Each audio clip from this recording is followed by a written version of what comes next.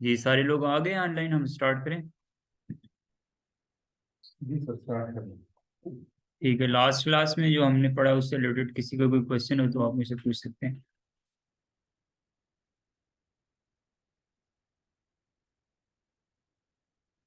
और वो हम जो एक आईपी दे रहे थे, एक तो आईपी दे रहे थे गेटवे की ना। जी एक हम आईपी दे रहे थे नेटवर्क के लिए। जी। वो जो सेकंड आईपी है वो हम इंटरफेस से बाहर जाके देते हैं, उसे इंटरफेस के अंदर ही देते हैं। सेकंड आईपी से मेरा वो डिफॉल्ट राउटर जो होता है, नहीं इंटरफेस के अंदर ही दिखता है, सेम जगह के ऊपर जहाँ पर डीएचसीपी कॉन्फ़िगरेशन की जाती है। तो सर, ठीक है, उसको फिर और देख अगर लेते हमने हैं। दूसरे इंटरफेस पे जाना तो वहाँ पे अलग जाके जी वहाँ पे अलग से जाकर। डन हो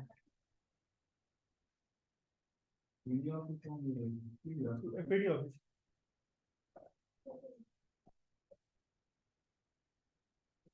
जी इससे पहले हम लोगों ने देखा, आईपी एड्रेसिंग देखी, इसके अलावा स्विच की बेसिक कॉन्फ़िगरेशन देखी, स्विच के बारे में हम लोगों ने स्टडी किया कि स्विच की क्या क्या कैरेक्टरिस्टिक्स हैं, इसकी टाइप्स वगैरह को स्टडी किया।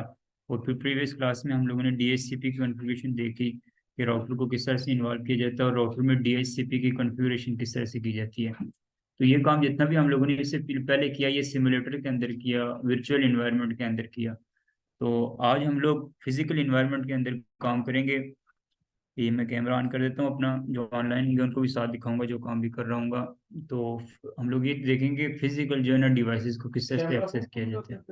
नहीं वो ऑटोमेटिकली ऑन हो जाएगा, उधर से इतना ज़्यादा फोकस नहीं होगा ना, यहाँ से मैं क्लियर उनको पोर्ट्स दिखाऊंगा सबको। ठीक। तो ये स्विच है मेरे पास सिस्को का, ठीक है। ये सिस्को का, इसका मॉडल है 3550। ये एक स्विच है, 8 पोर्ट स्विच। सेम इसी तरह का 24 पोर्ट स्विच होता है, 48 पोर्ट स्विच होता है, इनमें कोई डिफरेंस नहीं है। इनकी एक्सेस करने का तरीका, इनकी कॉन्फ़िगरेशन, सारी चीज़ें सेम होती हैं, ठीक है। तो इसलिए आप लोग इस चीज़ में बिल्कुल भी वो कोई परेशान ना होइएगा। तो ये हमारे पास स्विच है, इसमें देखें ये 8 पोर्ट्स हैं इसकी, ये इसके अलावा ये कंसोल पोर्ट है इसकी। कंसोल आपको मैंने बताया था कि टेलनेट ये टेराटर्म या पुट्टी को यूज करते हुए इस स्विच को एक्सेस जो किया जाता है, तो ये वो पोर्ट है। उसके अलावा ये इसकी अपलिंक है, जो यहाँ से आगे राउटर में या किसी और स्विच में अगर हम लोगों ने ऐड करनी हो तो ये अपलिंक पोर्ट है इसकी, ठीक है। इसके बाद इसकी पावर हम लोग ऑन कर देते हैं, इसकी पावर ऑन।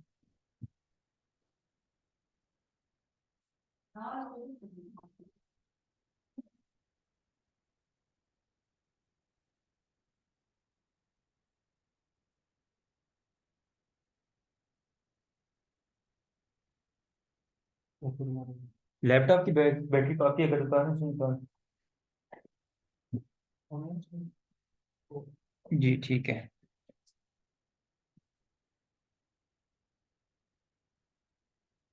ये सॉफ्टवेयर देखें, मैंने आप लोगों को तो बताया था, ये पुट्टी, ये वो सॉफ्टवेयर है जिसके जरिए आमतौर पर मैं साथ ही इसके साथ पैकेट ट्रेसर भी ओपन कर लेता हूँ, ताकि हम देखेंगे कि इसमें और उसमें क्या फ़र्क है, किस तरह से मैं कंपैरिजन करके बताऊंगा कि पैकेट ट्रेसर के अंदर और वहाँ पे जस्ट एक्सेसिबिलिटी का डिफरेंस है। एक्सेसिबिलिटी के अलावा बाकी जो है इनकी कॉन्फ़िगरेशन, बाकी सारी चीज़ें सेम हैं। को कॉन्फ़िगर किया जाता है, व्यू किया जाता है इसके अंदर।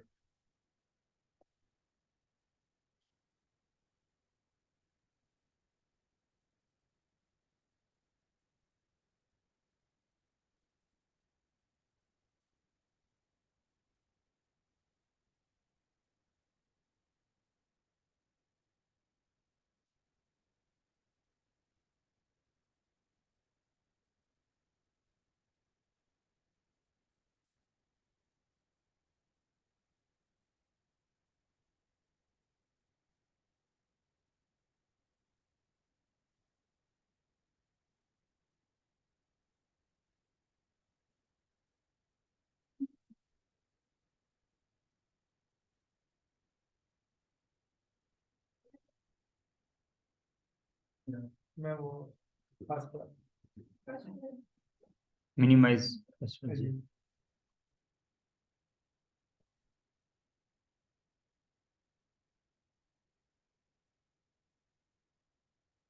अच्छा, ये हमारे पास टोपोलॉजी है, इसमें देखें सेम इस तरह से एक स्विच यहाँ पे है। इस स्विच को अगर हम लोगों ने इसकी कॉन्फ़िगरेशन करनी हो, इसको एक्सेस करना हो, तो पैकेट ट्रेसर के अंदर हम लोग इसके ऊपर क्लिक करते हैं और जस्ट CLI के अंदर जाते हैं और फिर इसकी कॉन्फ़िगरेशन हमारे पास स्टार्ट हो जाती है, इनेबल।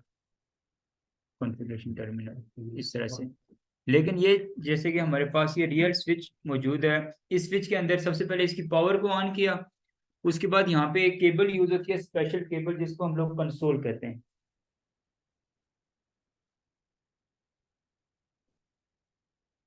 ये कंसोल केबल है जो एक तरफ से होती है यूएसबी की तरह की, और दूसरी तरफ से इसमें RJ45 का कनेक्टर लगा होता है। इनका आपस में दोनों के कॉम्बिनेशन के साथ ही बेसिकली एक सीरियल जो है ना पोर्ट जनरेशन कॉम्बिनेशन जनरेट होता है। उस कॉम्बिनेशन के जरिए स्विच को एक्सेस किया जाता है इन सॉफ्टवेयर्स के अंदर। इन सॉफ्टवेयर्स का मैंने आपको बताया था, टेराटन या पुट्टी, ठीक है। तो अब मैं पुट्टी के जरिए इसको सबसे पहले एक्सेस करता हूँ। ये पुट्टी सॉफ्टवेयर ओपन कर लेंगे, उसके बाद इस जो इसकी जो है ना इथरनेट वाली RJ45 वाला कनेक्टर जो होगा वो हम लोग स्विच की कंसोल वाली पोर्ट में प्लग इन कर देंगे। उसके बाद जो दूसरा यूएसबी वाली साइड होगी अपने लैपटॉप की यूएसबी पोर्ट में जो है ना वहाँ पे प्लग इन कर देंगे। इसके बाद फिर हम लोगों ने देखना है कि जब हमने लैपटॉप की यूएसबी वाली पोर्ट में और उसके साथ स्विच की कंसोल पोर्ट में जब ये दोनों साइड हमने प्लग इन कर दी, उसके बाद इन दोनों को आपस में हर लैपटॉप का एक डिफरेंट जो है ना कॉम्बिनेशन जनरेट होता है पोर्ट्स का। वो कॉम्बिनेशन हमें सबसे पहले देखना है। उसके लिए हम लोग डिवाइस मैनेजर के अंदर जाएंगे, यहाँ पे पोर्ट्स का ऑप्शन मौजूद होगा, ये पोर्ट्स, और यहाँ पे ये यूएसबी सीरियल पोर्ट है COM8 कॉम्बिनेशन जो इसका बना है, COM8 बना है। तो ये कॉम्बिनेशन हमें बेसिकली वहाँ पे पुट्टी को बताना होता है, और उसके बाद फिर यहाँ पे इनकी एक्सेसिबिलिटी क्रिएट हो सकती है। अब हम लोग पुट्टी को ओपन कर देंगे। यहाँ पे सीरियल का कॉम्बिनेशन जो कर रहे हैं, ये सीरियल बेसिकली इसका कनेक्टिविटी हो रही है। ये देखिए तीन तरह की कनेक्टिविटीज लिखी हुई है, एक SSH, ये SSH है, ये सीरियल है, और ये अदर है। अदर में ये आपके पास टेलनेट आ जाता है। तो आज हम लोग टेलनेट और सीरियल ये दो तरह की कॉम्बिनेशन देखेंगे, और फिर उसके बाद SSH जो है ना वो मैं आपको सिखाऊंगा। तो अभी हम लोग सबसे पहले जो कंसोल के साथ कनेक्टिविटी की जाती है वो एक ही होती है, और वो सीरियल होती है। ये सीरियल कनेक्टिविटी आपको बताता हूँ। उसके लिए किसी भी ऑर्गेनाइजेशन के अंदर आप जब डिप्लॉयमेंट कर रहे हैं, कोई कॉन्फ़िगरेशन कर रहे हैं, किसी स्विच को एक्सेस करना चाह रहे हैं फर्स्ट टाइम या जैसे भी, तो उसके लिए आपके पास ये स्पेशली इस कंसोल केबल का होना जरूरी है। तो ये कंसोल केबल ऐसे नहीं होती जैसे आप इथरनेट केबल कोई भी उसमें केबलिंग करके जो है ना क्रिम्पिंग टूल के जरिए आप खुद क्रिएट कर सकते हैं, नहीं, ये मशीन से बिल्ट इन बनती है, कंपनी से आती है, ठीक है। तो इसके लिए ये आपके पास इसको परचेज ही करना पड़ता है। उसके बाद हमने अपनी डिवाइस मैनेजर में देखा था पोर्ट्स का कॉम्बिनेशन, वो था COM8। तो यहाँ पे बाय डिफॉल्ट 1 ही लिखा हुआ था, हमने उस 1 को 8 कर देना है। उसके बाद हमने इसको ओपन कर देना है। तो इस तरह से ये स्विच देखें एक्सेस हो गया। स्पीड सर वो लिखी हुई थी बाय डिफॉल्ट वही रहेगी। जी, स्पीड बाय डिफॉल्ट हो जाएगी। तो आप चेंज करना चाहें तो चेंज भी कर सकते हैं। तो अभी हम लोग जो है ना वो चीज़ें थोड़ी एडवांस हैं, वो चीज़ें सारी मैं बताऊंगा, लेकिन वो चीज़ें जो बताऊंगा स्टूडेंट्स को बेसिक चीज़ भी नहीं समझ आएगी, तो इसलिए मैं बिल्कुल शुरू से लेके चल रहा हूँ, ठीक है। अब हम लोग इनेबल, आगे कॉन्फ़िगर टर्मिनल, आगे देखें सेम वही काम। इसकी बस एक्सेसिबिलिटी जो है ना वो डिफरेंट है पैकेट ट्रेसर से। इसके अलावा बाकी जब हमने एक्सेस कर दिया दोनों को, उसके बाद जो कॉन्फ़िगरेशन होगी वो दोनों में हम लोग सेम तरीके से कर पाएंगे, ठीक है। ये इस तरह से कॉन्फ़िगरेशन मोड में हम लोग यहाँ पे भी चले गए और यहाँ पे भी आ गए। तो इस तरह से बेसिकली इसमें जो है ना रियल स्विच जो होता है उसमें कॉन्फ़िगरेशन की जाती है। उसके बाद बाकी हमें पता है अगर हमने अपने स्विच का सबसे पहले होस्ट नेम चेंज करना हो, जैसे जिस भी जो है ना किसी एक डिपार्टमेंट के अंदर हमने स्विच को इंस्टॉल करना है, उस डिपार्टमेंट के नाम के अकॉर्डिंगली हम लोग उसकी कॉन्फ़िगरेशन कर सकते हैं, उसको नाम दे सकते हैं, ताकि बाद में जब स्विचेस बहुत से स्विचेस हों तो उसमें उनमें डिफ्रेंशिएट करना हमारे लिए ईजी हो। तो उसके लिए हमारे पास कमांड होती है होस्ट नेम। अब लेट्स यहाँ पे PCSIR में बैठे हुए हैं, तो हम लोग वही लिख लेते हैं, क्या PCSIR, ठीक है, ये हो गया। तो अब स्विच का नाम ये हो गया। उसके अलावा हम लोग चाहते हैं अगर लॉगिन जब कोई न्यू यूजर आए उसको सबसे पहले अगर हम लोग एक अहम चीज़ के अगर ये चाहते हैं कि एक मैसेज जनरेट हो जाए, रैंडम मैसेज, ताकि कोई एक नया बंदा जिसको इनडायरेक्टली स्विच की अगर एक्सेस मिल ली गई है तो उसको ये पता होना चाहिए कि ये एक प्राइवेट का चीज़ है और ये जो है ना कॉन्फिडेंशियल है ये। तो इसको एक्सेस करने से पहले वो सोचे, तो उसके लिए हम एक मैसेज जनरेट करवा देते हैं जिसको बैनर मैसेज कहा जाता है। तो उसकी कमांड होती है बैनर MOTD और आगे कुछ भी लिखें उसमें इंटर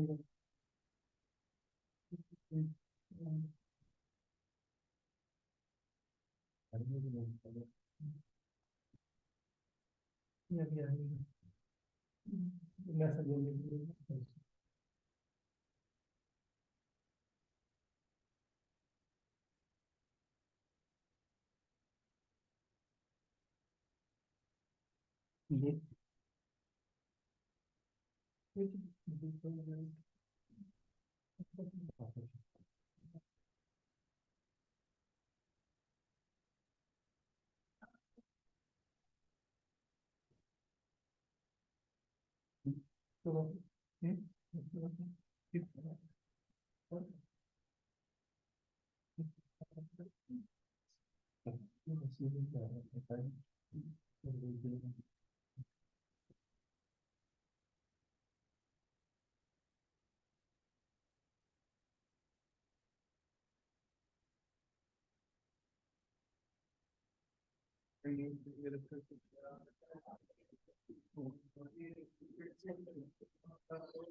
तो ये इसमें बेसिकली एक स्पेशल इधर देखें, जैसे पैकेट ट्रेसर के अंदर अगर हम लोग ये काम करें तो उसमें कोई एक बैनर अगर अलर्ट्स पे जनरेट करवाना चाहें,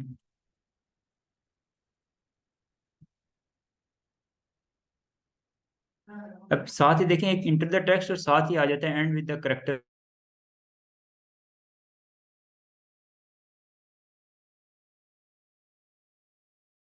उसके बाद ही वो जो है ना वो जनरेट होगा। लेट्स सपोज वही वाली जो है ना यहाँ पे भी हम लोग इंटर कर देते हैं, ये थोड़ा सा इसमें है ये, दिस इज लेट्स सपोज हम लोग लिख लेते हैं प्राइवेट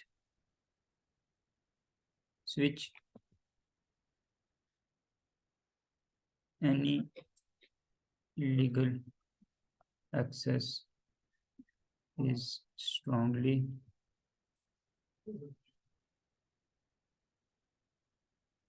कुछ स्पेलिंग हुई तो उसको इग्नोर कर देना। उसके बाद फिर इन्होंने साथ में मैसेज जनरेट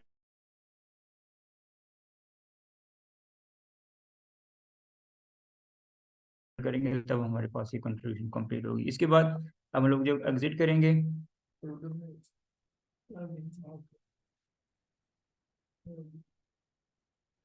अब ये देखें दिस इज प्राइवेट स्विच, और वो नहीं आधी चीज जो भी लिखा हुआ है ना, तो इस तरह से बेसिकली ये बैनर जब भी दोबारा हम लोग इस स्विच को एक्सेस किया करेंगे तो उसमें इस तरह से एक बैनर जनरेट हुआ आ जाया करेगा। ठीक है, इसको क्रॉस करते हैं, दोबारा से जब भी इसको एक्सेस किया जाएगा फिर ये तो इस तरह से ये जो है ना बेसिकली बैनर जनरेट हुआ आ जाया करेगा। इसके अलावा हमारे पास नेक्स्ट इसके बाद जो है ना इस स्विच में हम लोगों ने होस्ट नेम देख लिया। इस स्विच में अगर हम लोगों ने मजीद पासवर्ड वगैरह ऐड करना हो तो पासवर्ड को ऐड करने के लिए इनेबल, ठीक है, सीक्रेट, और फिर कोई भी पासवर्ड आप वहाँ पे ऐड कर सकते हैं। ठीक है, हाँ वो आप इनक्रिप्टेड भी आप ऐड कर सकते हैं, सिंपल भी ऐड कर सकते हैं, वो फिर नेक्स्ट हम लोग उसको मजीद डिटेल में देखेंगे। ये हो गया।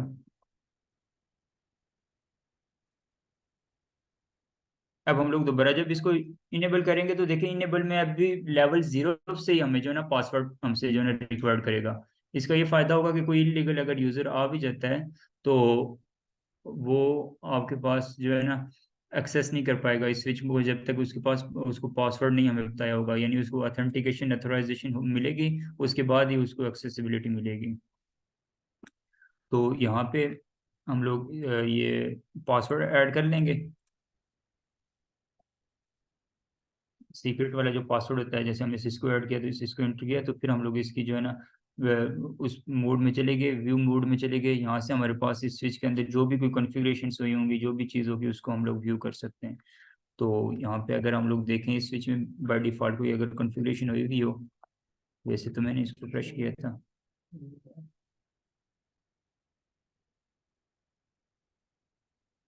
तो ये देखें बाय डिफॉल्ट इसमें जो है ना वीलैन 1 ही है, जैसे होती है, जैसे पैकेट ट्रेसर के अंदर 24 पोर्ट्स थी, वो जस्ट यहाँ पे 8 पोर्ट्स हैं। तो यहाँ पे 1 से लेकर 8 तक जितनी भी पोर्ट्स हैं वो सारी की सारी जो हैं वो वीलैन 1 के अंदर हैं, और ये जो एक अपलिंक है वो भी इसी के अंदर है। ठीक है, इस तरह से।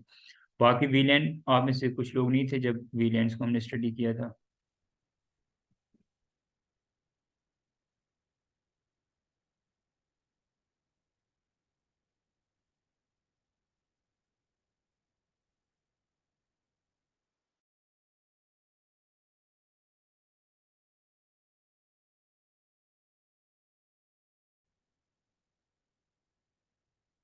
स्विच को फिजिकली एक्सेस करने का तरीका आई थिंक आप सब लोगों को पता चल गया होगा। ठीक है, ये एक मेथड था स्विच को एक्सेस करने का, जिसको हम लोग कहते हैं कंसोल एक्सेस। ठीक है, और मेन सबसे इनिशियली यही होती है, मोस्ट प्रायोरिटी इसी को दी जाती है, लेकिन ये तब इसको प्रायोरिटी दी जाती है जब कोई नेटवर्क इंजीनियर किसी एक नेटवर्क में जाके वहाँ पे डिप्लॉयमेंट कर रहा होता है उन स्विचेस की, उन राउटर्स की। लेकिन उसके बाद जब वहाँ का जो नेटवर्क एडमिनिस्ट्रेटर होता है उसके पास तो ज़ाहिर है कंसोल नहीं हर वक्त अवेलेबल होती, वो उसके पास जस्ट स्विच से एक इथरनेट की केबल, जैसे ये एक इथरनेट की केबल है, इस तरह से एक इथरनेट की केबल उसके पीसी में प्लग्ड इन होती है। तो वो जो इथरनेट के साथ इथरनेट की केबल अगर आपके पीसी में एक साइड से प्लग्ड इन हो और उसकी दूसरी साइड पीसी में प्लग्ड इन हो, तो उस तरह से भी आप इसको एक्सेस कर सकते हैं, यानी इस कंसोल के बगैर। लेकिन उसके लिए हमें स्विच के अंदर कुछ कॉन्फ़िगरेशन करनी पड़ती है, और उस कॉन्फ़िगरेशन के लिए हमारे पास कंसोल होना जरूरी होता है। तो इसका मतलब फर्स्ट टाइम एक्सेस के लिए हमारे पास कंसोल होनी जरूरी है। ठीक है, ये बात क्लियर हो गई है सबको? कंसोल के साथ फर्स्ट टाइम एक्सेस करके कॉन्फ़िगर हम लोग कॉन्फ़िगरेशन करके उसमें टेलनेट या एसएसएच को इनेबल कर सकते हैं, और फिर उसके बाद फिर हमें कंसोल की जरूरत नहीं होती। उसके बाद फिर हम कंसोल के बगैर भी उस स्विच को एक्सेस कर सकते हैं। जैसे अभी मैंने जो ही उस कंसोल को प्लग आउट कर दिया, अब देखिए मेरी इस स्विच से एक्सेसिबिलिटी खत्म हो गई। लेकिन अब मैं क्या करता हूँ, एक ले लेता हूँ इथरनेट की केबल ले लेता हूँ, ये इथरनेट की केबल है। ठीक है, ये अब केबलिंग का टॉपिक भी मैं आपको करवाऊंगा कि ये किस तरह से क्रिएट इसको बेसिकली बनाया जाता है। ये भी बीइंग अ नेटवर्क इंजीनियर पता होना चाहिए सबको कि इसमें बेसिकली ये कैट 5 या कैट 6 की केबल यूज की जाती है। ये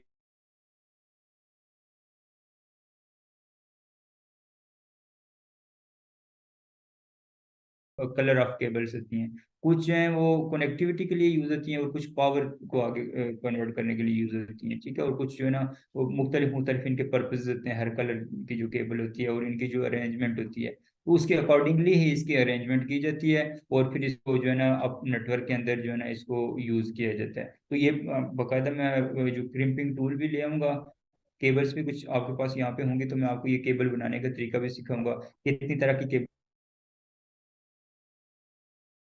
होती है, कितनी तरह के अरेंजमेंट्स हम लोग यूज करते हैं। तो स्टैंडर्ड ए क्या होता है, स्टैंडर्ड बी क्या होता है, वो चीजें भी हम लोग सेम अरेंजमेंट है, और दोनों साइड पे RJ45 का कनेक्टर लगा हुआ है। उसका एक सिरा जो है, एक जो साइड जो है वो अपनी स्विच की किसी पोर्ट में हम लोग प्लग इन कर देंगे। ये पैरेलल है? जी पैरेलल के पैरेलल के मेरे क्रॉस तो नहीं? नहीं नहीं, पैरेलल। जी वो क्रॉस तब जरूरत होती है जब हम लोग ने सेम डिवाइसेस Same कम्युनिकेशन कर रही हो। तो अभी तो हमारे पास सेम डिवाइसेस नहीं है। वाईफाई को क्या हुआ? उस पे भी काम कर रहे हैं मेरे पास। अच्छा, ऐसे तो क्लास डिस्टर्ब हो जाएगी। ऑनलाइन लोगों को आवाज आ रही है? जी सर। जी सर, आ रही है आवाज। केबल वाला नहीं, वो इसलिए कह रहा हूँ ना, मुझे वाईफाई चाहिए, ये इसको मैंने रिमूव करना है इसको एक्सेस करने के लिए। मोबाइल का मैं अपने मोबाइल में on करता हूँ।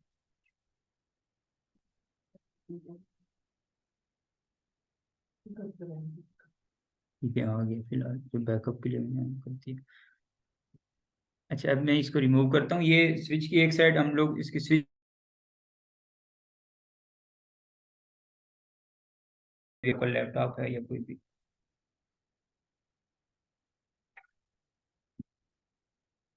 अच्छा, उसके बाद नेटवर्किंग के अंदर आप लोग ये बात ध्यान में रखिएगा कि जो है ना 90% काम जो होता है वो नेटवर्क मॉनिटरिंग का होता है। मैक्सिमम ऑर्गेनाइजेशन जो होती हैं वो हायर करती हैं कोई भी नेटवर्क इंजीनियर या एक नेटवर्क एडमिनिस्ट्रेटर, तो उसको हायर किया जाता है for the purpose of monitoring. क्योंकि वहाँ पे जो प्रोजेक्ट डिप्लॉयमेंट वाले आए होते हैं उन्होंने सारे प्रोजेक्ट को स्मूथली डिप्लॉय किया होता है, और वहाँ पे नेटवर्क डायग्राम मौजूद होती है कि किस, और एक्सप्लेनेशन भी सारी की गई होती है कि किस चीज किस केबल का क्या पर्पज है, और उसके ऊपर साथ ही केबल टैगिंग भी की गई होती है कि ये केबल कहाँ से कहाँ पे जा रही है और किस तरह से लाइन बिछी हुई है। वहां पे ये देखना होता है जस्ट कि जो कोई एक केबल है, लेट्स सपोज एक ऑर्गेनाइजेशन से दूसरे में जा रही है, एक डिपार्टमेंट से दूसरी, तो उसके ऊपर देखें जैसे अभी हमने इसमें ऐड किया तो ये पोर्ट है, पोर्ट अप है या डाउन है, या पोर्ट बार बार अप और डाउन तो नहीं हो रही, कहीं पे इसके कनेक्टर में कोई इशू तो नहीं आ गया, या कोई केबल का कॉम्बिनेशन खराब तो नहीं हो गया, या फिर दूसरी साइड से नेटवर्क डाउन तो नहीं है। ये चीजें नेटवर्क के अंदर, डेटा सेंटर के अंदर आप रैक्स होते हैं, वहां पे स्विचेस लगे होते हैं, राउटर्स लगे होते हैं, तो उन राउटर्स और स्विचेस की जो ये होती हैं के पोर्ट्स, इन पोर्ट्स को हमने चेक करना होता है कि ये अप है डाउन है, इनका क्या बिहेवियर है। इसके अलावा सर्वर को चेक करना होता है कि वो जो है ना सर्विसेज को हैंडल कर रहा है या नहीं कर रहा। तो ये काम होता है नेटवर्क इंजीनियर का। तो अभी सबसे पहले हमने जैसे कनेक्ट किया इनको आपस में, तो चेक करेंगे कि क्या ये पोर्ट अप हुई है नहीं हुई, और क्या इसका बिहेवियर है। जैसे कि अभी ये 30 सेकंड के बाद भी जो है ना ऑरेंज ही शो कर रही है, इसका मतलब है कि पोर्ट हमने सही तरह प्लग इन नहीं की थी, और उसके बाद अब मैंने दोबारा की तो फौरन जो है ना येलो हो गई। अगर एक स्विच में हम लोग केबल प्लग इन करते हैं सही तरह से नहीं करते, वो 30 सेकंड्स के बाद भी येलो नहीं होगी, ये इस तरह से।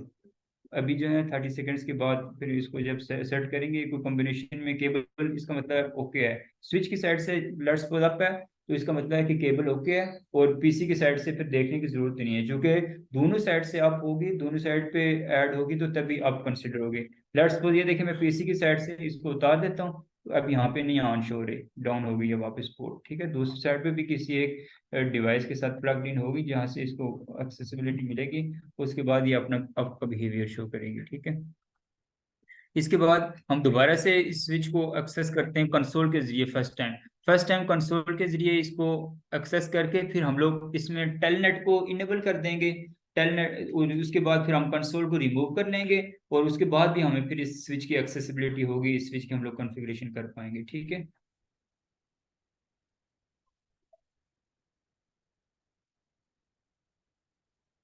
पहले सिंपल आपको मैं यहाँ पे दिखा देता हूँ कि इधर कैसे होगा ये काम। ये एक स्विच है,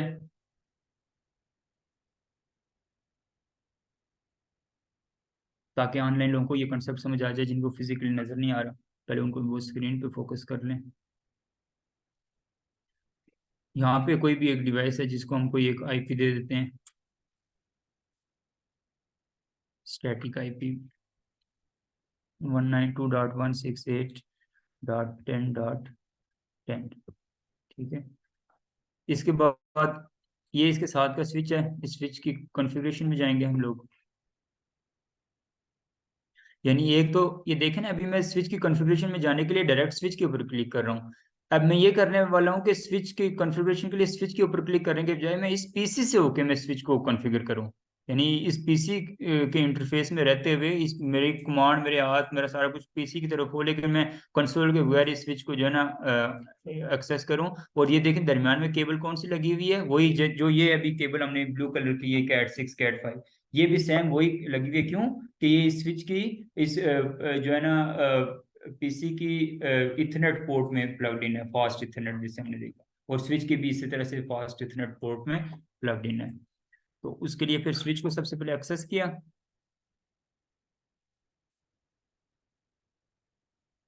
इनेबल कॉन्फ़िगरेशन मोड में गए। सबसे पहले इस स्विच का नाम चेंज कर लेते हैं हम लोग, ठीक है। होस्ट ने,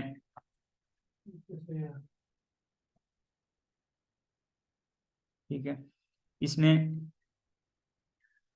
लाइन सीक्रेट को भी इनेबल कर लेते हैं,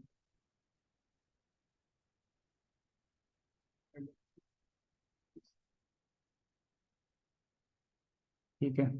उसके बाद लाइन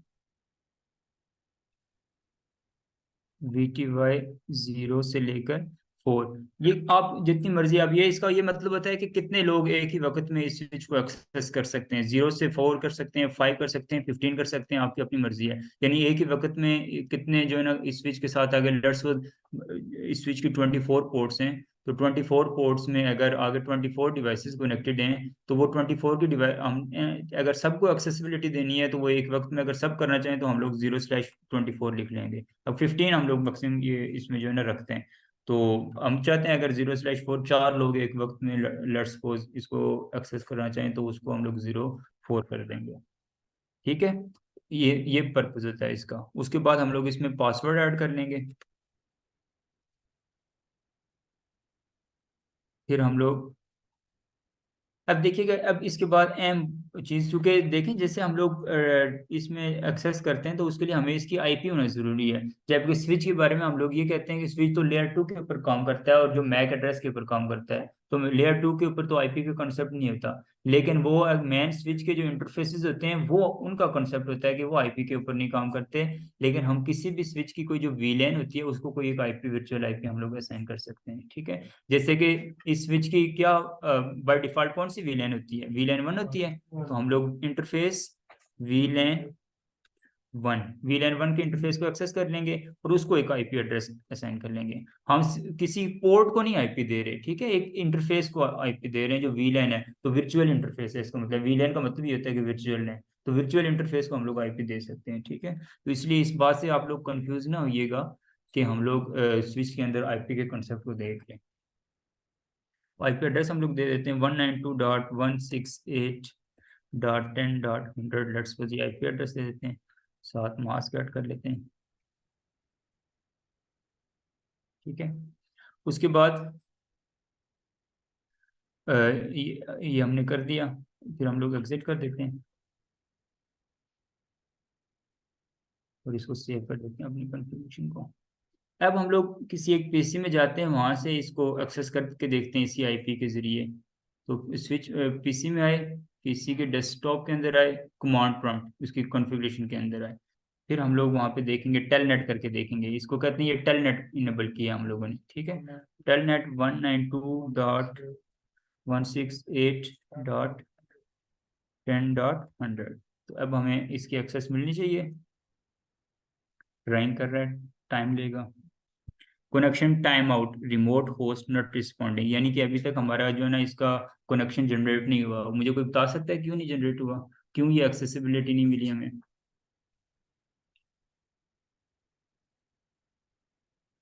जी, ये इसलिए नहीं मिली हमें जी। अलाउ नहीं किया। नहीं, अलाउ हमने कर दिया था। ये एक्सेसिबिलिटी इसलिए नहीं मिली कि चूंकि इसका जो वीलैन का इंटरफेस होता है वो बाय डिफॉल्ट डाउन होता है। तो उसके वीलैन के इंटरफेस को हमें अप करना होता है। तो इसके दोबारा से इंटरफेस उसी वीलैन को एक्सेस करेंगे 1, और उसको नो शट डाउन भी हमें करना पड़ेगा। ठीक है, जैसे कल हमने राउटर के इंटरफेस के बारे में देखा था। तो जो जो इंटरफेस जहाँ पे आईपी दी जाती है तो उस इंटरफेस वो इंटरफेस एडमिनिस्ट्रेटिवली हमेशा डाउन हुआ करता है। जहाँ जहाँ जिन जिन इंटरफेसेस में हम लोग आईपी दे सकते हैं, चाहे वो लॉजिकल इंटरफेसेस हों या वो फिजिकल इंटरफेसेस हों। ठीक है, तो इसको हमने अब कर दिया।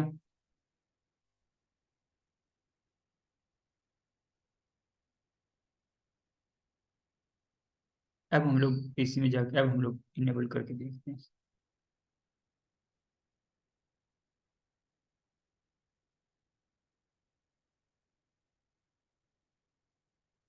अब हो जाना चाहिए इसको। ये टाइम लेगा, स्ट्रक हो गया, मैंने गलत कमांड दी थी, तो इसमें कुछ टाइम लेगा ये।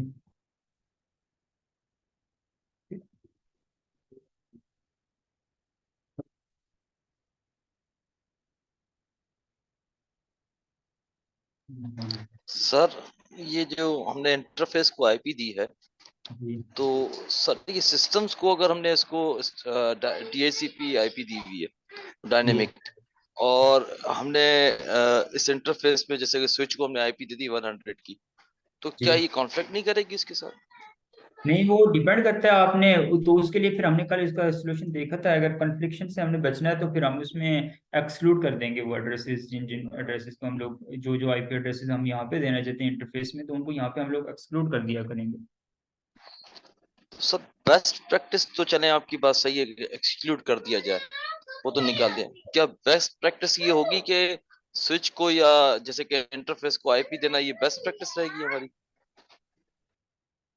इंटर स्विच के इंटरफेस को तो हम लोग आईपी नहीं दे रहे ना।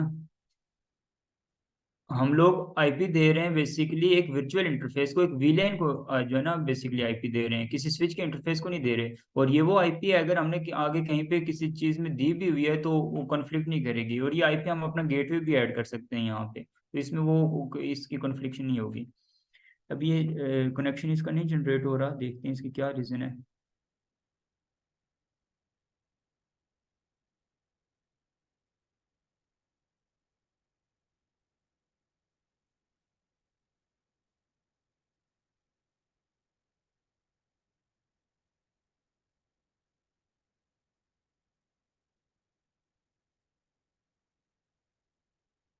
जी, अब एक्सेसिबिलिटी मिल गई। वो मैंने जो है ना, मैंने कहा था रैंडमली किसी एक पीसी को आईपी दे देते हैं, तो पीसी को मैंने इसको स्टैटिक आईपी दी थी और मैं एक्सेस दूसरे पीसी से कर रहा था। तो इन पहले उस सेम नेटवर्क की आईपी जो जो इस पीसी से हम लोग उसको एक्सेस कर रहे हैं, उसके लैन कार्ड पे भी हमें सेम नेटवर्क की आईपी देना जरूरी होती है।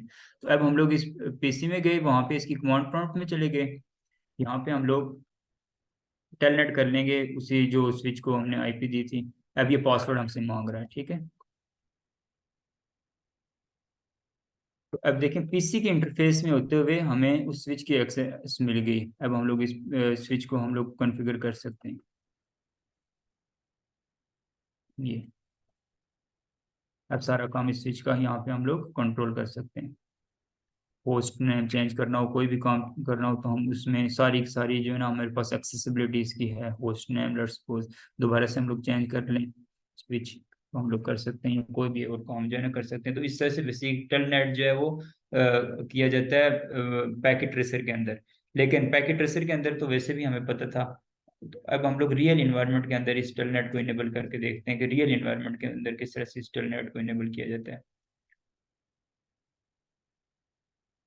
तो उसके लिए जैसे कि हमारे पास ये पुट्टी के अंदर इस स्विच की एक्सेसिबिलिटी मौजूद है।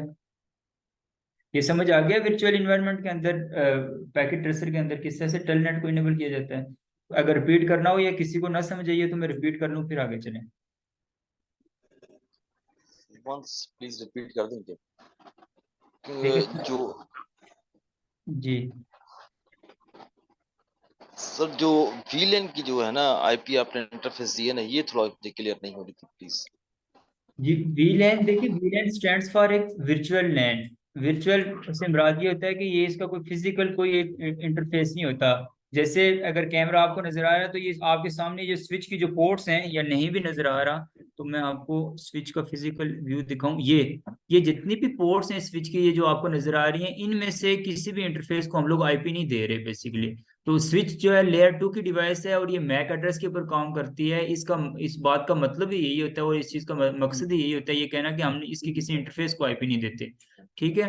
अब इस स्विच के अंदर ये जितनी भी पोर्ट्स होती हैं बेसिकली इनको आगे मजीद कॉन्फ़िगरेशन के दौरान, कम्युनिकेशन के दौरान में, चूंकि देखें आईपी के जरिए जो है ना डेटा वगैरह एक डिवाइस इसकी लैन में जब लगी होगी तो उसको तो आईपी दी होगी, उसके जरिए कनेक्ट होता है। इसीलिए ये जो स्विच की जितनी भी पोर्ट्स होती हैं उनको किसी एक वीलैन में ऐड कर दिया जाता है। जैसे कि बाय डिफॉल्ट वीलैन 1 होती है, ठीक है। वीलैन 1 में ऐड हो गई, इसका मतलब है कि वीलैन जो है वो एक वर्चुअल लैन है जो कि इसके कोई किसी एक फिजिकल किसी एक इंटरफेस के ऊपर नहीं काम कर रही, और ना ही कोई एक फिजिकल किसी एक स्पेसिफिक पोर्ट को ये जो है ना हैंडल कर रही है। ये एक लॉजिकल आपके पास एक इन्वायरमेंट क्रिएट हो गया वर्चुअल। अब उस स्विच को हम लोगों ने कंसोल के अलावा किसी और डिवाइस के साथ अगर एक्सेस करना है तो जस्ट हम लोगों ने उस वीलैन को, वर्चुअल लैन को, एक हम लोगों ने आईपी एड्रेस असाइन करना होगा। तो वो हम लोगों ने इस वजह से इस जो है ना वीलैन 1 है या जो भी एक वीलैन हो उसको आईपी एड्रेस असाइन कर दिया। और फिर उसके बाद फिर इसमें टेलनेट को इनेबल किया। अब टेलनेट को इनेबल करने के क्या स्टेप्स हैं वो मैं रिपीट कर देता हूँ। सबसे पहले हम लोगों ने अपना जो पीसी है जिसके जरिए उस डिवाइस को एक्सेस करनी है, तो उसके लैन कार्ड में जाके हमने उसका स्टैटिक आईपी दे देना है कोई भी उस नेटवर्क का। और वो लाजमी नहीं होता हम वही दें, क्योंकि हम जब स्विच से इंटरनेट आ रहा होता है, हमें मिल रहा होता है, तो हम ऑटोमेटिकली उसी नेटवर्क में चले जाते हैं, उस नेटवर्क में हम लोग इन हो जाते हैं, ठीक है। अभी तो हम लोग इसलिए कर रहे हैं कि ये अभी हम इंटरनेट के साथ कनेक्टेड नहीं है और हम लोग स्टैटिक आईपी दे रहे हैं स्विच को भी।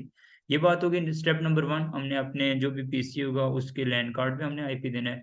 उसके बाद स्विच की कंसोल के साथ स्विच की कॉन्फ़िगरेशन में चले जाना है। स्विच की कॉन्फ़िगरेशन में जाने के मेनली म्यूट कर दें, मैं बात कंप्लीट कर दूं अपनी, उसके बाद ही उसके बाद फिर हमने स्विच की कॉन्फ़िगरेशन के अंदर चले जाना है। स्विच की कॉन्फ़िगरेशन के अंदर जाने के बाद वहाँ पे हम लोगों ने सबसे पहले कोई स्विच का अगर आप होस्ट नेम चेंज करना चाहते हैं तो होस्ट नेम चेंज कर लें। उसके बाद हमने ये देखना है कि कितने लोगों को आप टेलनेट की इजाज़त दे रहे हैं, यानी इस तरह से एक्सेस करने की।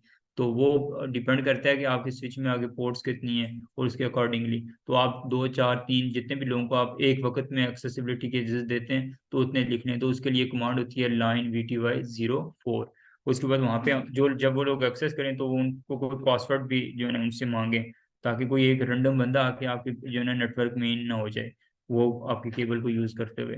तो उसके लिए फिर हम लोग वहाँ पे पासवर्ड भी ऐड कर लेंगे। उसके बाद फिर हम अपने वीलैन के इंटरफेस को एक्सेस करेंगे। वीलैन के इंटरफेस को एक्सेस करने के बाद वहाँ पे उस इंटरफेस को सबसे पहले आईपी देनी है, और फिर उसका मास्क भी वहाँ पे ऐड कर देना है, और फिर वहाँ पे उसमें अप कर देना है उस इंटरफेस को, यानी नो शटडाउन की कमांड दे देनी है। तो इस तरह से बेसिकली जो है ना टेलनेट इनेबल हो जाता है।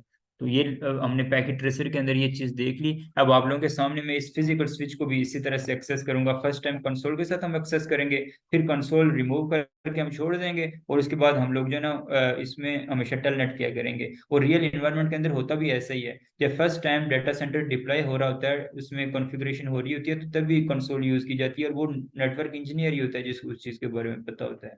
उसके बाद जो आगे एडमिनिस्ट्रेटर जितने भी होते हैं उनके जो पीसी होता है या लैपटॉप होता है, उनके लैपटॉप में स्विच से केबल आ रही होती है।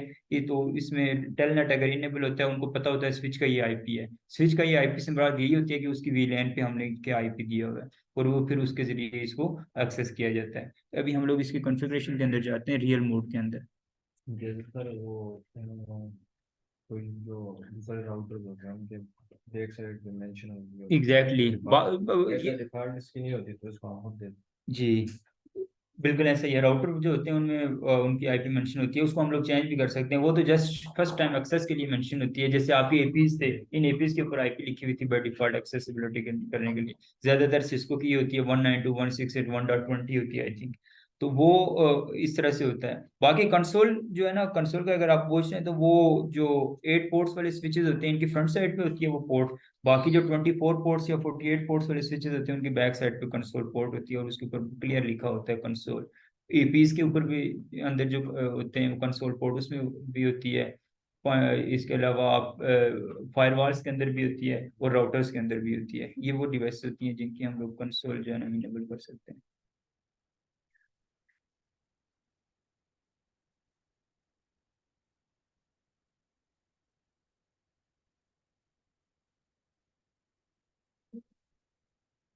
क्या हो गया? कोई बात हो पूछनी हो पूछ लें, कोई बात ना समझ आइए। सब समझ आ गया?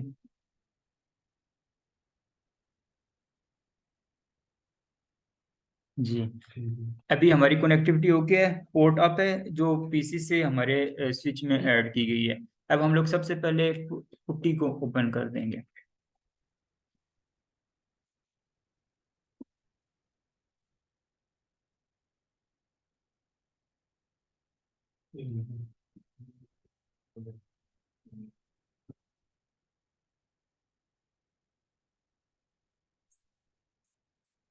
जी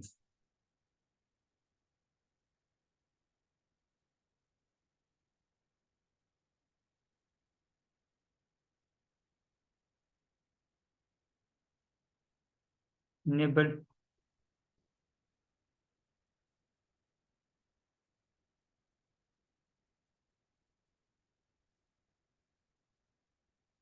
ठीक है, होस्ट नेम हमने ऑलरेडी चेंज किया हुआ है। इसमें सबसे पहले लाइन VTY05 हम लोग कर लेते हैं। 5 लोग इसमें जो है ना एक वक्त में एक्सेस कर सकते हैं। उसके बाद पासवर्ड सिस्को 12 हम लोग लिख लेते हैं।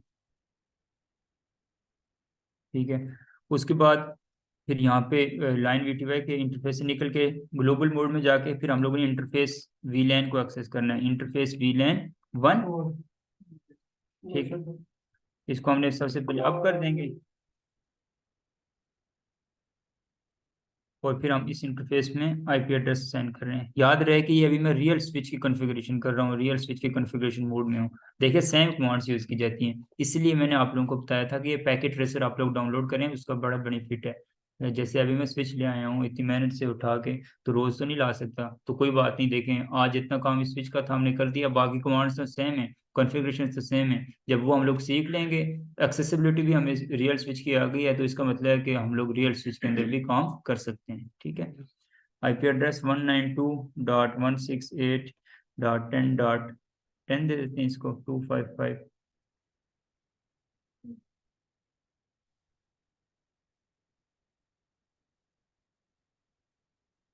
जो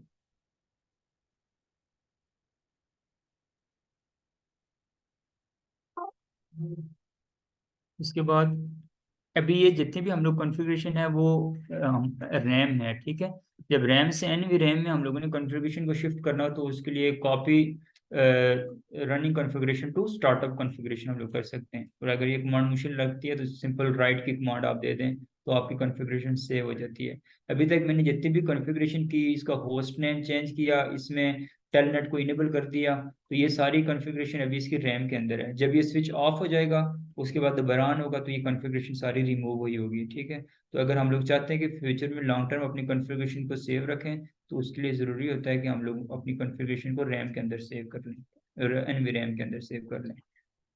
अब हमने 192.168 डॉट हमने क्या आईपी दिया इसके इंटरफेस को, 192.168.10.10। तो इसी नेटवर्क का हम लोग एक आईपी इस जो जिस लैन कार्ड से मिला दिया है कि जो इस पीसी के साथ जो इथरनेट की पोर्ट ऐड है, तो उस इंटरफेस के अंदर भी हम लोग जो है ना इसी नेटवर्क का एक आईपी दे देंगे स्टैटिकली।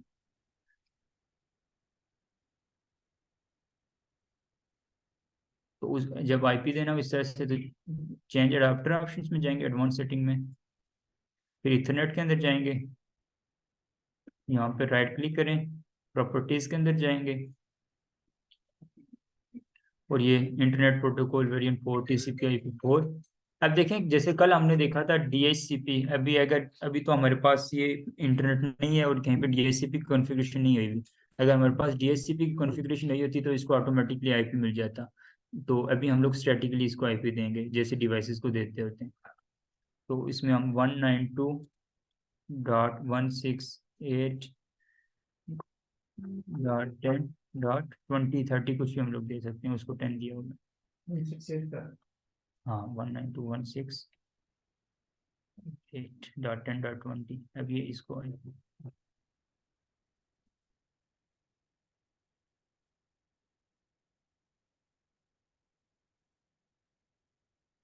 इसके बाद ये कॉन्फ़िगरेशन हमारी होगी, बिल्ट होगी। अब हम लोग अपने कंसोल का जो है ना यहाँ से रिमूव कर देंगे। ठीक है, कंसोल हम लोगों ने उतार दी। यहाँ पे देखें अभी हमारे पास सिर्फ एक ही कनेक्टिविटी है जो इथरनेट की कनेक्टिविटी है। अब हम लोग चाहते हैं कि हम इथरनेट के साथ जो है ना इसको एक्सेस करें, तो उसके लिए ये सेशन हम लोग क्लोज कर देते हैं। यहाँ पे अब देखें पहला जो था हमारे पास सीरियल, जो पुट्टी के ये कंसोल के साथ हम लोग इन डिवाइसेस को एक्सेस करते हैं, तो वो सीरियल जो है ना एक्सेसिबिलिटी कहलाती है।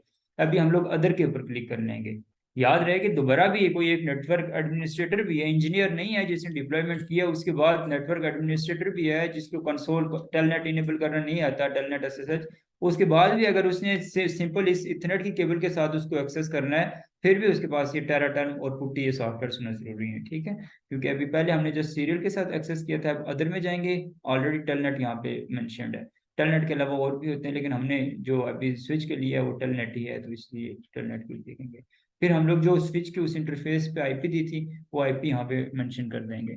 वो भी 192.168.10.10।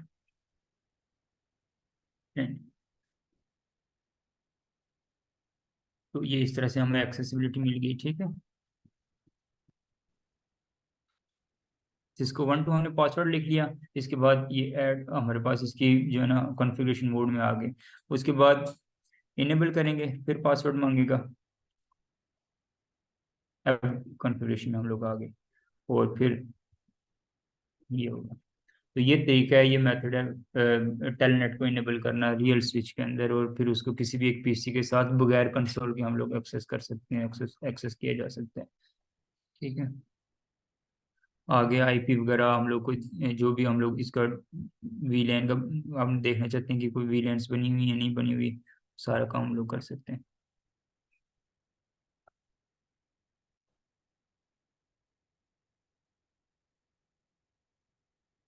इस तरह से। अच्छा ये काम हो गया। यहाँ तक आप, यहाँ तक किसी का कोई क्वेश्चन है तो पूछ सकते हैं। क्लियर है ये चीज़ें सारी? रियल स्विच को किस तरह से एक्सेस किया जाता है, इसकी कॉन्फ़िगरेशन किस तरह से की जाती है, इसमें basic configuration host name change करना, पासवर्ड वगैरह लगाना, इसमें टेलनेट को इनेबल करना, कंसोल के साथ इस स्विच को एक्सेस करना, ये चीज़ें हम लोगों ने सारी देख ली। ठीक है। इसके बाद कल के टॉपिक का एक थोड़ा सा हिस्सा रह गया था, हम लोग उसकी तरफ चलते हैं। ठीक है। आजकल ये फिजिकल जो काम हो रहा था फिजिकल इन्वायरमेंट का, ये इतना ही ना था। अच्छा, ये अब आप चार्जर करंटली प्लग इन करते हैं, पावर केबल को रिमूव करते हैं। अब हम लोग अपनी कल वाली टोपोलॉजी के अंदर जाते हैं। कल हम लोगों ने देखा था कि डीएचसीपी बेसिकली अपने जो राउटर होता है, राउटर के आगे लैन में बहुत सारी डिवाइसेस लगी होती हैं जिनको ऑटोमेटिकली आईपी चाहिए होता है। तो उसमें डीएचसीपी को किस तरह से कॉन्फ़िगर किया जाए, डीएचसीपी के बारे में मैंने आप लोगों को ये भी बताया था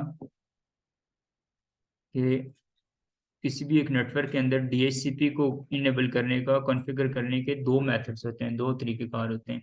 या तो आप अपने गेटवे जो राउटर होगा उसमें डीएचसीपी कॉन्फ़िगरेशन कर दें, या फिर आप अपने एक सिंपल किसी कंप्यूटर को, या कंप्यूटर एक सर्वर ही होता है बेसिकली, किसी एक सर्वर को आप डीएचसीपी सर्वर बना दें। ठीक है, डीएचसीपी उसमें कॉन्फ़िगरेशन कर दें। तो आज हम लोग बेसिकली एक सिंपल सा सर्वर लेंगे, वहाँ पे डीएचसीपी कॉन्फ़िगरेशन करेंगे इसी नेटवर्क में, तभी इसकी लैन में जो जो डिवाइसेस होंगी उनको आईपी मिल जाएगा डीएचसीपी के जरिए। ठीक है। तो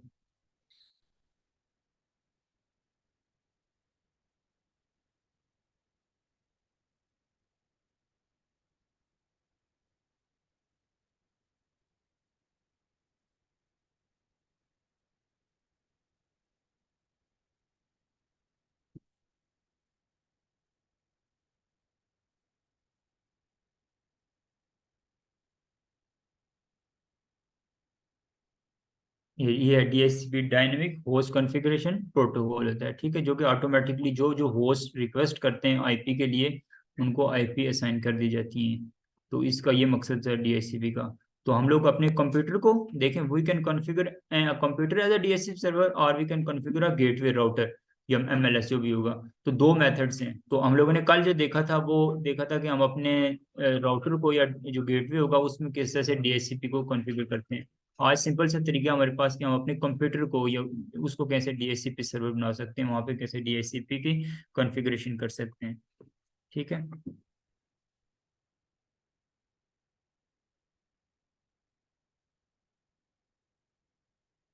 उसके लिए हम लोग पैकेट ट्रेसर में एक इसी नेटवर्क में हम लोग यहाँ पे इसको रिमूव कर देते हैं।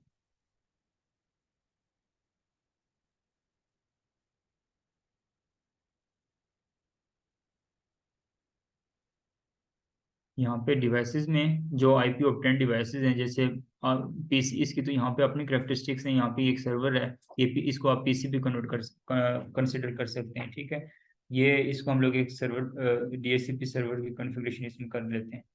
उसके बाद इसको ऐड कर लेंगे।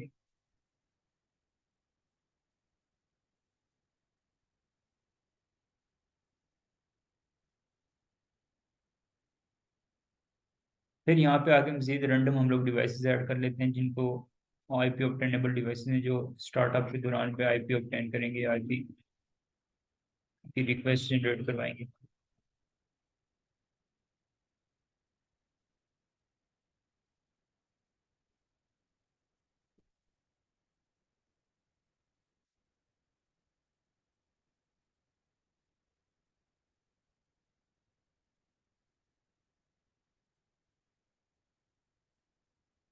अच्छा ये हो गया। इसके बाद हम डीएचसीपी सर्वर के अंदर जाएंगे। सबसे पहले एक इसके जो है ना डेस्कटॉप पे जाके इसको एक आईपी दे देंगे। जैसे हम लोग अपने राउटर जो होता है उसको आईपी देते होते थे, जैसे हमने कहते होते कि राउटर का एक इंटरफेस का एक आईपी हम लोगों ने देना होता है जो आगे लैन में कनेक्टेड है, तो यहाँ पे भी सर्वर को एक आईपी दे देंगे जिस नेटवर्क की आईपी की आगे हम लोगों ने बेसिकली उसकी लैन के अंदर कॉन्फ़िगरेशन करनी है, इंस्टॉलमेंट करनी है। तो यहाँ पे 192.168.10.1 इसको आईपी दे देंगे, ठीक है। This this address is already use in the network. हम लोगों ने, अगर आपको याद हो तो यहाँ पे भी किसी डिवाइस को इस तरह का आईपी दिया था और अभी वो स्टैटिक आईपी के ऊपर काम कर रही है, तो इस वजह से ये हमारे पास ये आया है, क्योंकि सर्वर भी ये कंप्यूटर है बेसिकली खुद एक, और ये इसलिए इस नेटवर्क में अगर कोई इसके बजाय अगर ये राउटर होता तो इसको ये आईपी मिल जाती। राउटर के अगर ये देखिए इंपॉर्टेंट बात है, ये सुनिएगा। अभी ये तो चूंकि सर्वर है, सर्वर बेसिकली कंप्यूटर की तरह का काम करता है, एक आईपी ऑब्टेनेबल चीज है, इसको डीएचसीपी के जरिए भी हम लोग आईपी दे सकते हैं और स्टैटिक आईपी भी दे सकते हैं। इसलिए यहाँ पे जब हमने इसको कोई एक आईपी दी जिसकी क्लैश आ गई इस नेटवर्क में और भी किसी डिवाइस को ये आईपी ऑब्टेन थी, तो यहाँ पे आ गया कि ये आईपी ऑलरेडी इस नेटवर्क में यूज्ड है। ये इस तरह से यहाँ पे ये this address is already use in the network. इसके बरअक्स अगर राउटर के इंटरफेस पे अगर हमने ये आईपी देनी होती कोई जो गेटवे होता है और वो उसके नेटवर्क में किसी डिवाइस को अगर मिला होता तो वो डिवाइस से रिमूव हो जाता और उस राउटर प्रेफरेंस वहाँ पे राउटर की होती, ठीक है। ये बात आपको ध्यान में रखिएगा। तो ये इसको फिर हम लोग 10 के बजाय हम लोग यहाँ पे 100 दे देते हैं आईपी, नेटवर्क तो सेम रहेगा। ऑटो आईपी देनी पड़ती है, मिल जाती है उसको, कौन सी डिवाइस को? जिसको हमने ऑलरेडी दी हुई थी उसको अभी फिलहाल तो स्टैटिक पे रखा हुआ है, लेकिन जब इसमें डीएचसीपी कॉन्फ़िगर करेंगे तो फिर वो चेंज। राउटर के केस। राउटर के केस में अगर आपने स्टैटिक दी हुई है तब की बात कर रहा हूँ, अगर डीएचसीपी कॉन्फ़िगर करना है वो तो फिर आप पहले ज़ाहिर राउटर की कॉन्फ़िगरेशन करेंगे। सिनेरियो क्या होगा जब राउटर ऑटोमेटिक स्टैटिक भी रिमूव कर देगा? जी जी, कोई भी हम लोगों ने आईपी वहां पे दी होगी तो उसमें से आईपी उसमें से खत्म हो जाएगी। ये हो गया 10.100 की इसमें कॉन्फ़िगरेशन कर दी। उसके बाद ये राउटर के डेस्कटॉप में जाके आईपी दी, ठीक है, जैसे पीसी किसी एक पीसी के डेस्कटॉप पे जाके आईपी की कॉन्फ़िगरेशन में जाके आईपी देते हैं। उसके बाद यहाँ पे इसके साथ ही देखें मेंशन है सर्विसेज। अब ये जो सर्वर है इसकी इससे क्या सर्विसेज लेना चाहते हैं। अब देखें सर्वर HTTP की सर्विसेज भी परफॉर्म करता है, DHCP वेरिएंट 6, TFTP, DNS, ये मुख्तलिफ सर्विसेज हैं जो एक जो है ना सर्वर परफॉर्म करता है। लेकिन अभी हमारी रिक्वायरमेंट है हमने यहाँ पे DHCP की कॉन्फ़िगरेशन करनी है, तो हम लोग DHCP की कॉन्फ़िगरेशन के प्लेटफॉर्म पे आ जाएंगे। और इसके बाद सबसे पहले यहाँ पे इसके सर्विसेज को ऑन करना है कि क्या सर्विसेज, सबसे पहले अगर ये ऑन नहीं करेंगे तो बाकी सारी कॉन्फ़िगरेशन अगर हमारी ओके हो फिर भी हमें DHCP के जरिए आईपी नहीं मिलेगी। उसके बाद यहाँ पे डिफॉल्ट गेटवे वही गेटवे देना है यहाँ पे बेसिकली, चूंकि ये गेटवे किसको मिलेगा, जो लैन की डिवाइसेस होंगे, तो जो हम लोगों ने सर्वर को आईपी दिया होगा ये वही गेटवे हुआ करेगा, ठीक है। 192.168.10.100, ठीक है जी। उसके बाद ये डीएनएस है, तो आप गूगल का डीएनएस, जैसे कल मैंने इस बात के ऊपर तफसील से बात की है कि किस तरह से डीएनएस हम लोग ऐड करते हैं और फिर हम लोग इसको सेव कर देंगे। सेव करने के बाद फिर हम लोग एंड डिवाइसेस में जाएंगे, इनमें आईपी कॉन्फ़िगरेशन अभी स्टैटिक पे था तो डीएचसीपी पे जाएंगे, तो ये देखें 192.168.10.2 आईपी, क्योंकि 1 आपको पहले से मिली हुई थी एक डिवाइस को तो 2 मिल गई। उसके बाद फिर बाकी डिवाइसेस को चेक करेंगे तो ऐसे रैंडमली उनको भी आईपीज मिलती जाएंगी 192.168.10.3 इस तरह से अप टू 1 जो जो डिवाइसेस होंगी, जितने रेंज होगी 254 डिवाइसेस हमारे इस नेटवर्क में ऐड हो सकती हैं उनको उसके हिसाब से। अब 1 भी रिमूव हो गई थी, ठीक है, तो ये इस तरह से ये 4 हो गई। यहाँ तक बात हो गई डीएचसीपी के जरिए। इसके बाद जो दूसरी बात हम लोगों ने कल की थी वो काम भी हम लोग अपने जो है ना, अगर कंप्यूटर को भी डीएचसीपी सर्वर बनाना चाहते हैं तो इसमें भी हम लोग कुछ आईपीज को एक्सक्लूड कर सकते हैं, कुछ प्रिंटर वगैरह के लिए या किसी और पर्पज के लिए अगर हम लोग यूज कर रहे हैं इसको, जहाँ पे स्टैटिक आईपीज को हमने कुछ रिजर्व रखना है तो हम लोग कर सकते हैं। पहली कुछ आईपीज को हम लोग अपने इस नेटवर्क से निकाल सकते हैं, तो उसके लिए बस कमांड, तो वहाँ पे तो हम लोग कमांड्स देते थे, यहाँ पे जस्ट हम सर्विसेज के अंदर जाएंगे डीएचसीपी। अब हमने यहाँ पे ये स्टार्ट आईपी, यहाँ पे हम लोगों ने ये मेंशन करना है कि स्टार्ट आईपी क्या हो। लेट्स सपोज वही बात है कि हम लोग चाहते हैं कि पहली 20 आईपी जो है ना वो रिजर्व रहें, वो डीएचसीपी के जरिए किसी डिवाइस को ना मिले, तो उसके लिए फिर पहली 20 आईपीज को हम लोग जो है ना यहाँ से पूल से निकाल देंगे, तो यहाँ पे जस्ट 20 लिख लेंगे। उसके बाद अब जो भी जिस भी डिवाइस को आईपी मिलेगी वो 20 से ऑनवर्ड मिलेगी, ठीक है। इसको सेव कर लेते हैं। चेंज हमने याद रखिएगा होस्ट पोर्ट से नहीं करना है, यहाँ पे 20 नहीं कर दीजिएगा, फिर आपका नेटवर्क काम ही नहीं करेगा, आईपी नहीं ऑपरेट करेगा। तो ये होस्ट पोर्शन को हमने 20 पे रख के सेव कर दिया। अब देखेंगे हम लोग किसी डिवाइस को जाके डीएचसीपी चेक करेंगे उसमें, तो इसको जो आईपी मिलना चाहिए वो 20 से ऊपर ऊपर मिलना चाहिए। तो ये देखें वहाँ पे हमारे पास 20 तक, हमारे पास पहले 20 से पहले पहले जो थी वो थी स्टैटिक में चली गई, हम लोगों ने निकाल दी पूल में से। स्टार्टिंग आईपी अब हमारे पास 20 होगी, उसके बाद 20, 21, 22 इससे ऑनवर्ड इस नेटवर्क में जो जो डिवाइस ऐड होती जाएगी उसको ये आईपी मिलती जाएगी 21 इस सर, तरह रियल से। सिनेरियो जी रियल सिनेरियो काफी चाहिए उसको प्रॉपर डीएचसीपी सर्वर का, हाँ, वो हमने अभी किया भी है ना, तो उसका प्रॉपर करना पड़ता है। उसमें वो ब्रिज बनाना पड़ता है उनके इंटरफेसेस के दरमियान में, वो थोड़ा सा बस है। तो बाकी यही है, इंटरफेस को एक्सेस करें, डीएचसीपी की फिर लाइन दें, और उसके बाद आपने कौन से हुआवे के अंदर किया है या कौन से? नहीं नहीं, एक्चुअली किया हमने 2016 16 पे जगह गया, अभी अभी जल्द भी हमारा 12 नहीं, वाला डिवाइस कौन सी थी, कंपनी वेंडर कौन था, ओईएम कौन था उसका? तो सर्वर डेल का। डेल का था ना, Dell तो तब अभी तो वही बात है ना, उसमें जो है ना थोड़े से जीयूआई में किया आपने या सीएलआई में किया? जो है जीयूआई में की है, तो तब आपके पास ये बात थी। बाकी ये सिस्को की, जैसे अभी मैंने कल कमांड्स यूज की थी, सिस्को के कोई भी जो राउटर आप लेंगे, कोई भी मॉडल हो, उसकी सीएलआई में सेम एज इट इज वही हाँ, कमांड्स यूज होंगी। सिनेरियो चेंज होने से मुराद ये है कि उसमें वो जो है ना उसमें जीयूआई इंटरफेस आगे पीछे हो सकता है, बाकी कंसेप्ट यही है। डीएचसीपी होती क्या है, क्यों दी जाती है, और ये सारा कंसेप्ट यही है।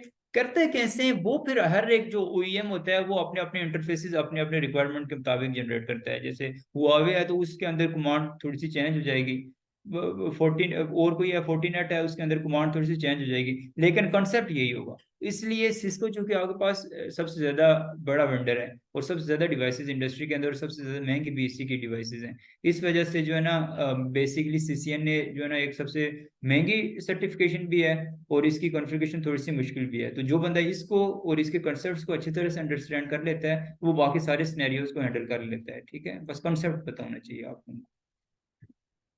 अच्छा, ये हमने एक कंप्यूटर को भी डीएचसीपी सर्वर बनाना सीखा। इसके अलावा अपने राउटर गेटवे के अंदर डीएचसीपी की किस तरह से कॉन्फ़िगरेशन कर देते हैं और की जाती है, वो भी हम लोगों ने सीख लिया। ठीक है, ये चीज़ें हो गई, और फिजिकल भी हम लोगों ने इन्वायरमेंट देख लिया। हाँ, एक इम्पॉर्टेंट बात जो लास्ट में वो रह गई थी वो हम लोग कर लेते हैं।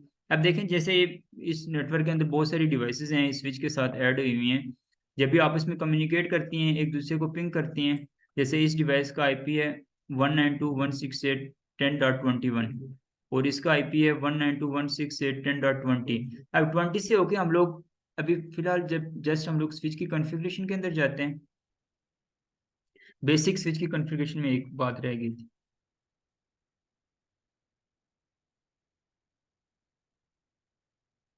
उसके लिए हम लोग मैक एड्रेस, जो कि हमने कहा स्विच जो है वो लेयर 2 की डिवाइस है, मैक एड्रेस के ऊपर काम करता है। तो शो मैक एड्रेस टेबल, हम्म,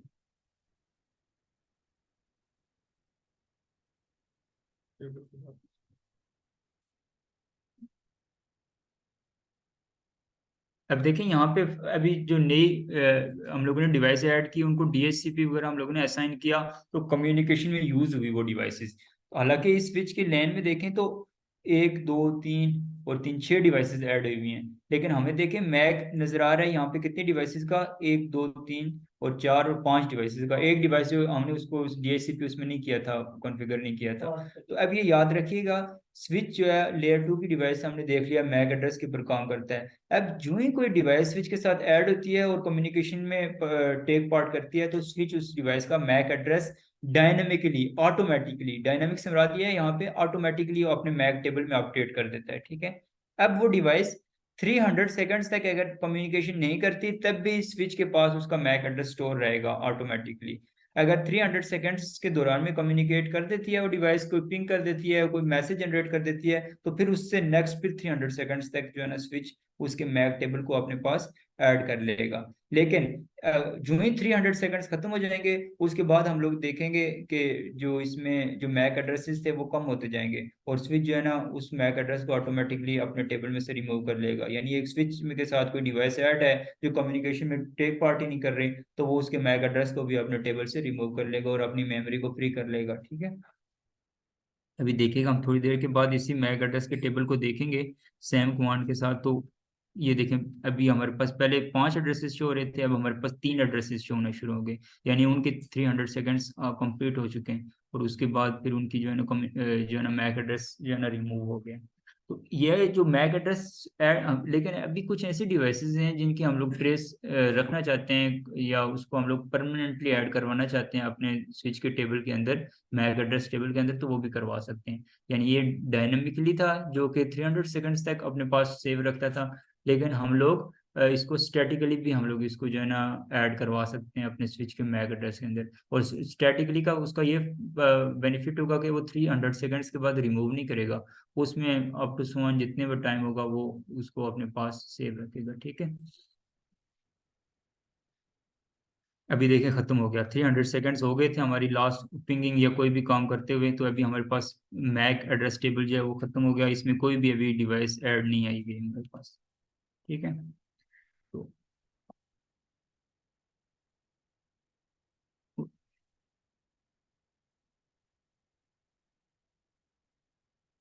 अब हम लोग कॉन्फ़िगरेशन के मोड में चले जाएंगे इसके लिए। ठीक है, अब हम चाहते हैं कि इस स्विच के साथ कोई एक इसकी किसी एक पोर्ट के साथ कोई एक मैक टेबल, जो भी कोई एक मैक एड्रेस अटैच हुआ हुआ है उस उनमें से किसी को हम लोग अपने मैक एड्रेस के टेबल में स्टैटिकली ऐड कर दें, परमानेंटली हम लोग उसको ऐड कर दें। तो उसके लिए कमांड होगी मैक एड्रेस टेबल, उसके बाद हम क्वेश्चन मार्क दे देंगे जो भी हम जो है ना यूज़ करेंगे।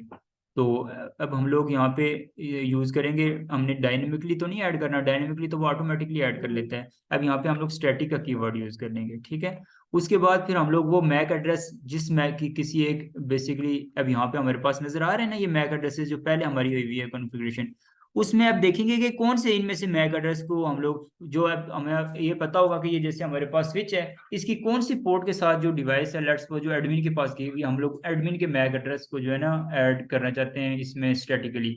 तो लेट्स सपोज यहाँ पे हम लोग कंसिडर करते हैं कि ये जो पोर्ट्स 0/5 जो है, इस पोर्ट के अंदर जो आगे कंप्यूटर लगा हुआ है, कैमरा लगा हुआ है, जो भी है, उसके मैक एड्रेस को हम लोग अपने स्विच में स्टैटिकली ऐड करवाना चाहते हैं। तो उसके हम लोग ये मैक एड्रेस जो होगा इसको हम लोग कॉपी कर लेंगे।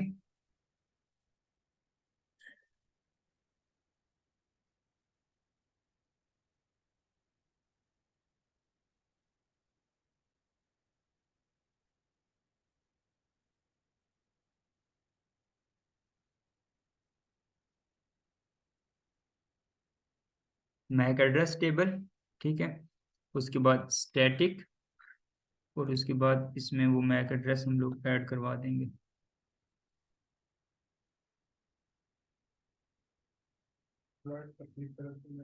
हाँ वो तो ठीक है, स्टैटिक, और इसको हम लोग कॉपी कर लेते हैं दोबारा से।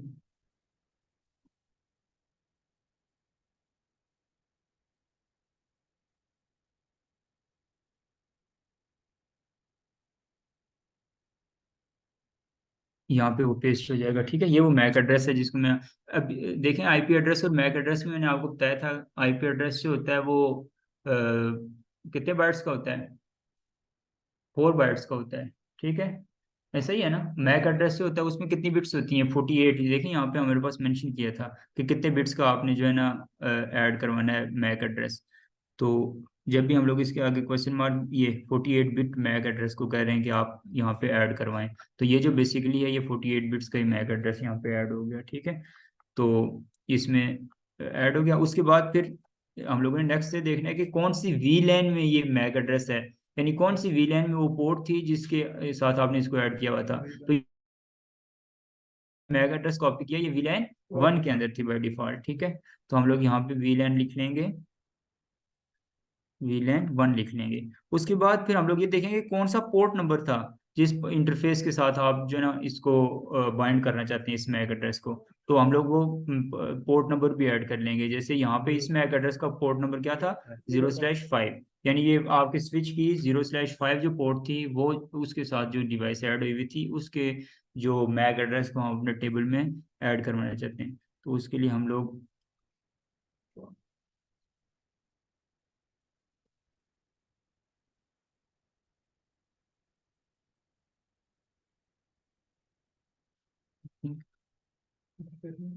जीरो स्लैश नहीं करना पड़ता है इंटरफेस ऐड।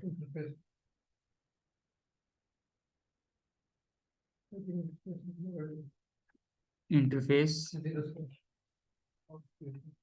फास्ट इथरनेट फिर 0/5, ठीक है।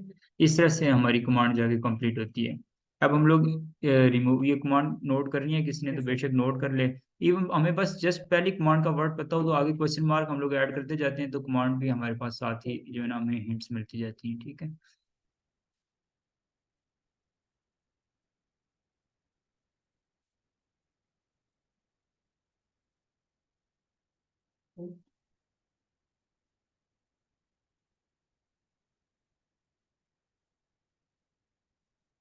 अब हम लोग नेक्स्ट व्यू के मोड में चले जाते हैं। उसमें फिर अब चेक करते हैं, वही मैक एड्रेस टेबल को चेक करते हैं, शो मैक एड्रेस टेबल।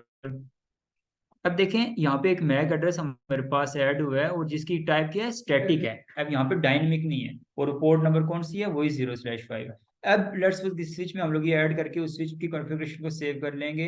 तो जब भी हम लोग स्विच को ऑन करेंगे, चाहे इस पोर्ट नंबर में, इस पोर्ट में जो ऐड हुई है डिवाइस वो कम्युनिकेशन में टेक पार्ट करे या ना करे, वो इस मैक टेबल से रिमूव कभी भी नहीं होगी, ठीक है। तो वो उसको हम लोग स्टैटिकली हम लोगों ने इस पोर्ट नंबर में ऐड करवा दिया उस डिवाइस को। तो जब भी ऐड होगी उसमें जो कम्युनिकेशन कर सकती है, ना भी करना चाहे तो स्विच के पास एटलीस्ट उसका डेटा और उसकी जो मैक एड्रेस है वो स्टोर रहेगा, ठीक है।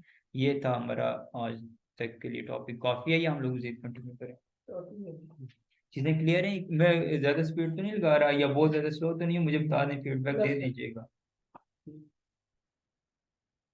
मैं कोई भी टॉपिक जब स्टार्ट करूंगा ना, सीसीएन लेवल बेसिक से स्टार्ट करके सीसीएन पे जाके उसको क्लोज करूंगा, ठीक है। तो सीसीएन लेवल में इसलिए बेसिक करवा रहा हूँ ताकि जो न्यू या कोई ऐसे स्टूडेंट्स हैं जो इस फील्ड में नहीं है तो उनको भी पहले बेसिक चीजें क्लियर हो जाएं। फिर जो जिन लोगों को ये चीजें पता है बेसिक, उनके लिए एडवांस में उस टॉपिक को जाके सीसीएन पी लेवल तक जाके फिर क्लोज करूंगा, फिर नेक्स्ट टॉपिक में।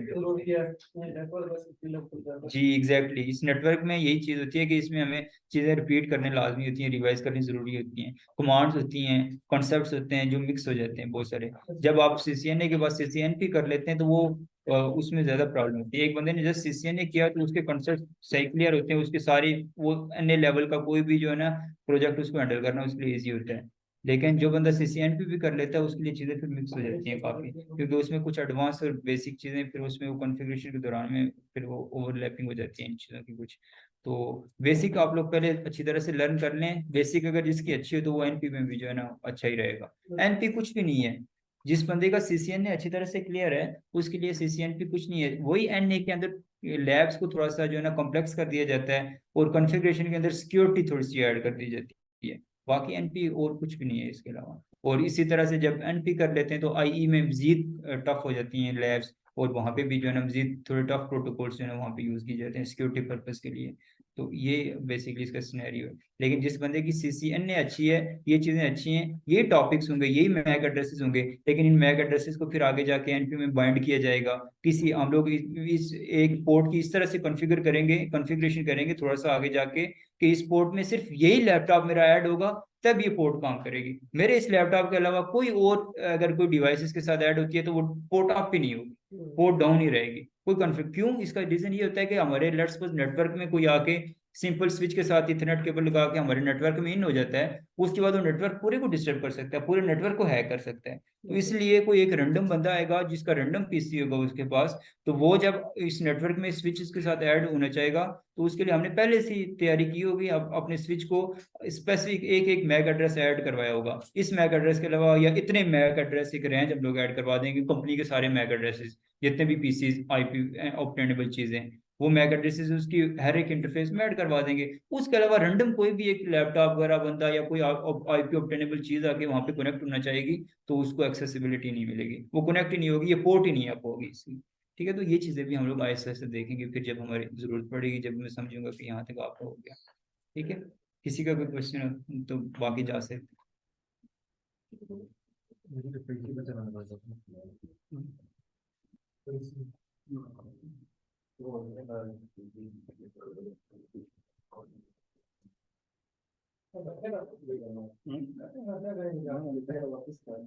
आप वो डीएससी वाली रिकॉर्डिंग लाजमी सुन लीजिएगा, कोई इशू आप फिर पूछ लीजिएगा, नेक्स्ट हम लोग जो काम करेंगे फिर आपको उसमें कंफ्यूजन रहेगी। ठीक है, तो आप कोशिश करिएगा कि आप इनको भेज दीजिएगा वो रिकॉर्डिंग, तो आप वो लाजमी सुन लीजिए, क्योंकि बड़ी इंटरेस्ट ले रहे हैं ना ये, तो इनका हर टॉपिक क्लियर होना चाहिए।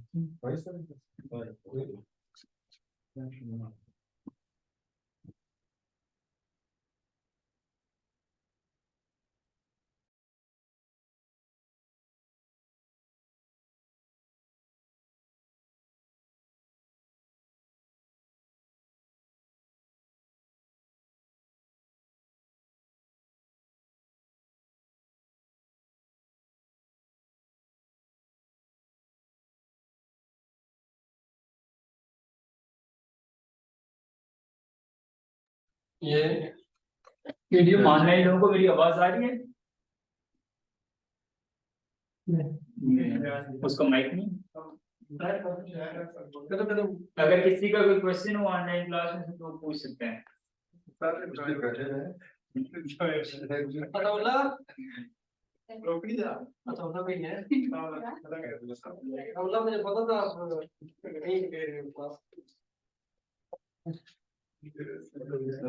तो इसके बाद ये किसी की कंफ्यूजन हुई हो कि रियल इन्वायरमेंट में पता नहीं कैसे काम होगा, तो ये आपको क्लियर हो गया होगा। देखिए स्विच को जैसे एक्सेस करने का तरीका मुख्तलिफ था, अंदर मैंने पैरेलल में दोनों काम करके देखा, टेलनेट वगैरह कॉन्फ़िगरेशन बाकी रियल स्विच के अंदर भी करके दिखाई।